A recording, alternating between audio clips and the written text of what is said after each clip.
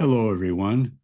I want to offer you this 5-minute bonus interview that I recently did as a supplement to this series that I'm doing on Jesus' final week. And this would be day two, the temple shutdown or the temple takeover. And it's an interview I did with Kip Anderson and Cameron Waters, who are the producers of the new film Christspiracy, Christspiracy.com, that was shown in theaters recently and will soon be available online. And I'll put the information in the description.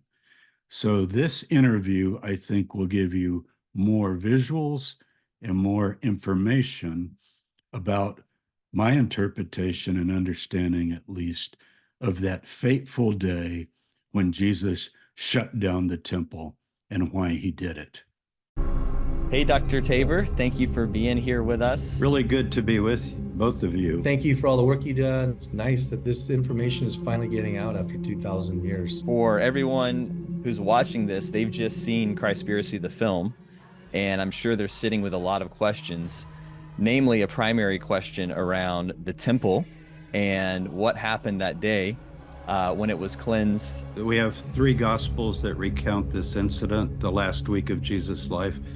So he's come into Jerusalem, and what he does the first day is very interesting. As he went into the temple and looked around at everything until late in the day, almost like recon, and then he leaves. And next morning, he goes into the temple, and he won't allow anybody to come in or out. Mark has that little detail. People overlook that. But if you read it carefully, it says he wouldn't allow anything to be brought in or to go out. So that's very important to point out. He's doing what Jeremiah did. Jeremiah is a prophet of Israel, and Jeremiah did the same thing. He went in the temple. He saw all that was going on, the slaughter. He talks about shedding innocent blood in this place. Well, obviously, they're not killing people in the temple. So what's the innocent blood? It's written, Jesus quoting Jeremiah, "My house would be a house of prayer," and it's translated, "but you have made it a den of thieves." And that's the key phrase. Thieves meeting somewhere dividing the loot. That's not the idea. It's actually the word cave, and it's the idea of ripping things apart. The verb actually means to burst, to rip apart, to shred. It's like saying a den of wild beasts. And what do animals do in their den of wild beasts? They drag the prey back and rip it apart. That is the image. There's a den of slaughterers, basically, of people that slaughter. Jesus is representing this original idea of not killing and ripping animals apart as if that would please God, and that God never wanted that. He literally stops commerce for a day and makes this declaration. This is supposed to be a house of prayer, not a den or cave of shredders shedding innocent blood, quoting Jeremiah. So that's clear. That's not in dispute. If we could go back in time and see that temple in full operation on one of the festivals, when you have thousands and thousands of animals slaughtered, all the channels for the blood, it's an unbelievable scene and situation, just like a modern slaughterhouse.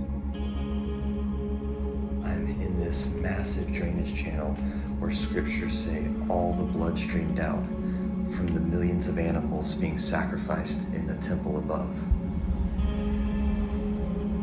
So after that final confrontation in the temple, where he declares we don't need the sacrifices and offerings, that's explicitly said. Then we think it's probably the next evening, he has a final evening meal with his disciples.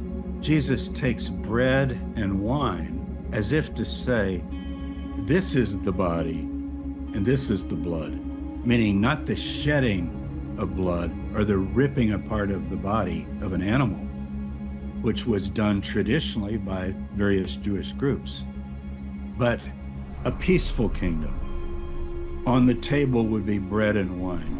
There's this idea of a peaceful table where you are not eating meat, that you're eating symbols of peace in unity.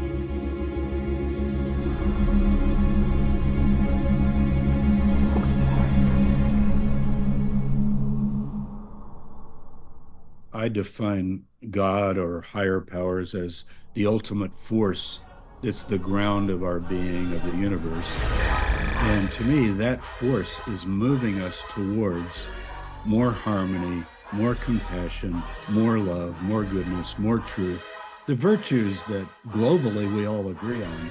But why don't we extend it to these innocent creatures? And I believe every human being has that godlike spirit within them. And as they tap into that, they move in this direction. Well, thank you so much, Dr. Tabor, for all your work. Thank you so much for this fascinating conversation. Well, thank you both. This is so important to get out to people and have them dig a little bit deeper into some of these texts and traditions. The Jesus movement is what we're talking about. And what was it like?